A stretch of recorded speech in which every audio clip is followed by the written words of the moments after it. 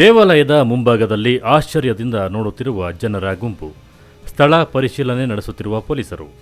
ಈ ಎಲ್ಲ ದೃಶ್ಯಗಳು ಕಂಡುಬಂದಿದ್ದು ಚಿಕ್ಕಬಳ್ಳಾಪುರ ತಾಲೂಕಿನ ರಂಗಸ್ಥಳ ಗ್ರಾಮದ ಶ್ರೀ ರಂಗನಾಥ ಸ್ವಾಮಿ ದೇವಾಲಯದ ಬಳಿ.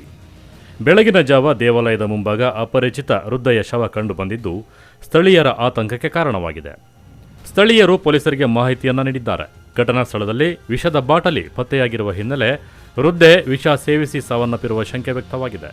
ಆದರೆ ಸಾವಿನ ನಿಖರ ಕಾರಣ ಇನ್ನಷ್ಟೇ ತಿಳಿದು ಬರಬೇಕಿದೆ.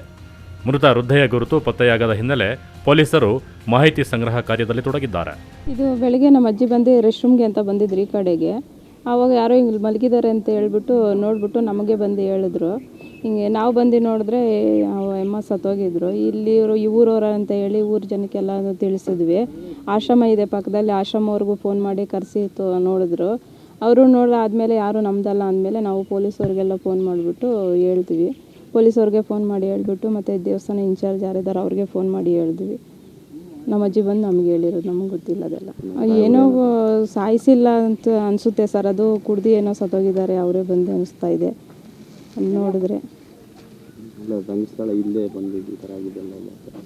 ಅದೇನೋ ಗೊತ್ತಿಲ್ಲ ಸರ್, ನಾವು ನೋಡಿರೋದು ಬೆಳಗ್ಗೆ 6:30 ನಾವು ನೋಡಿರೋದು. ಇದು ರಂಗಸ್ಥಳದಲ್ಲಾಗಿರೋದು, ರಂಗಸ್ಥಳ ದೇವಸ್ಥಾನ ಹಿಂದೆಗಡೆ ಆಗಿರೋದು. ನಮ್ಮ ಹೆಸರು ಮಂಜುಳಾ ಅಂತ. ಚಿಕ್ಕಬಳ್ಳಾಪುರ ಗ್ರಾಮಾಂತರ ಪೊಲೀಸರು ಸ್ಥಳಕ್ಕೆ ಭೇಟಿ ನೀಡಿ ಪರಿಶೀಲನೆ ನಡೆಸಿದ್ದು ಶವವನ್ನು ಮರಣೋತ್ತರ ಪರೀಕ್ಷೆಗೆ ಚಿಕ್ಕಬಳ್ಳಾಪುರ ಜಿಲ್ಲಾ ಆಸ್ಪತ್ರೆಗೆ ರವಾನಿಸಿದ್ದಾರೆ. ವಿವಿಧ ಆಯಾಮಗಳಲ್ಲಿ ತನಿಖೆ ನಡೆಸುತ್ತಿರುವ ಪೊಲೀಸರು ವೃದ್ಧೆಯ ಗುರುತು ಪತ್ತೆಗೆ ಸಾರ್ವಜನಿಕರ ಸಹಕಾರ ಕೋರಿದ್ದಾರೆ.